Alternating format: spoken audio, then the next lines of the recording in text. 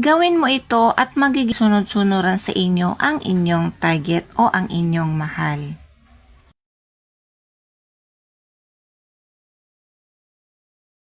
Gusto mo bang sa iyo lamang iikot ang buhay ng inyong target? Kung yes po ay patuloy niyo pong panoorin ang aking video ay tuturo ko sa inyo kung paano mo siya mapapasunod, maipapaikot mo siya sa inyong mga palad. Lalo na kung ang inyong target, si Mr., si Mrs., jowa mo, kinakasama mo, ay napakatigas ng ulo at ramdam mong hindi lubos-lubos ang pagmamahal na pinapakita sa inyo.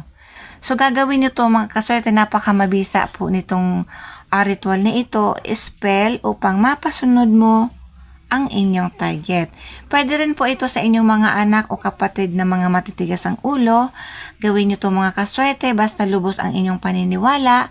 At kung hindi ka naman po naniniwala, ay pwede nyo pong skip ang aking video at maghanap ka ng video nararapat sa inyo.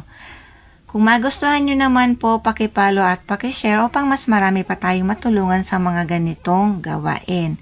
So una po, gagawin nyo ito sa araw ng Martes o kaya Biyernes ng umaga.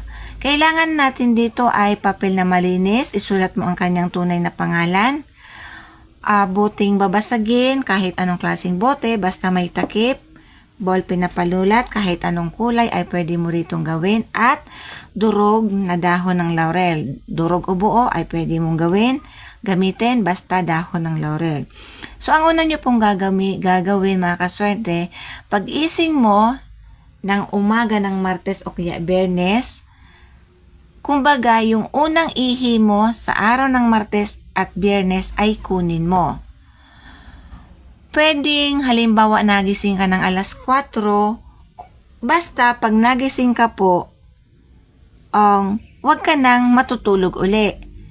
Pero kung nagising ka ng alas 4 tapos matutulog ka uli, ay hindi po pwede yun. Kailangan yung pagising mo, tapos nagwiwi ka, pero hindi ka na muling matutulog. Yun po ang ibig ko sabihin. Unang wiwi mo sa umaga.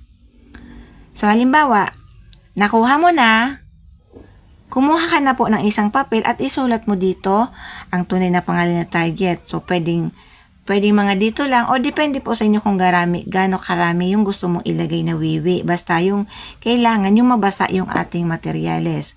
Pag meron ka na pong wiwi ng wiwi mo, ay ilagay mo na po sa loob yung papel. Kumbaga tupiin mo lang papasok sa iyong papel at ipasok papel na may pangalan ni target at ipasok mo rito sa garapon.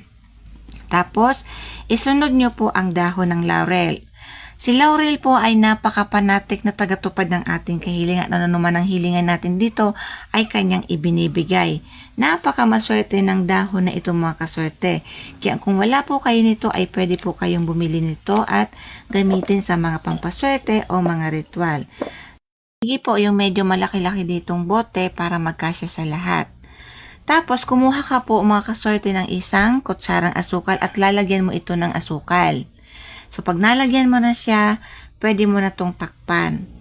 Halimbawa, nandun na yung wiwi, dahon ng laurel, pangalan ni target, asukal, takpan nyo na po. Susunod nyo pong gagawin, aalugin mo ito. Aalugin mo ito ng aalugin. Pag naalog mo na ng alog, sambitin mo na inyong kahilingan. Halimbawa, ang inyong target ay si Juan Luna. Juan Luna, magiging sunod-sunuran ka sa akin, lahat ng aking sasabihin. Ako ang masusunod sa ating dalawa para sa ikakabuti ng ating pagsasama. Hindi na magiging matigas ang inyong ulo. Pakamamahalin mo ko. Lahat ng gusto nyong sabihin dito mga kaswerte ay sabihin mo sa bagay na ito. Pagkatapos ay itago mo na ito. Kahit saan mo itago ay pwedeng-pwede. Kahit sinamitan mo. Tapos araw-araw aalugin mo ito. Kukunin mo siya. Tapos aalugin mo na ang ikaw Juan Luna, magiging sunod-sunuran ka sa akin, pakamamahalin mo ko. Ganun po mga kaswerte ang inyong gagawin. Napakasimple lamang po nito pero napaka-epektibo nito basta magawa nyo po ng tama. So sana po nasundan nyo po ako mga kaswerte. Mag-iingat po ang lahat. Maraming salamat.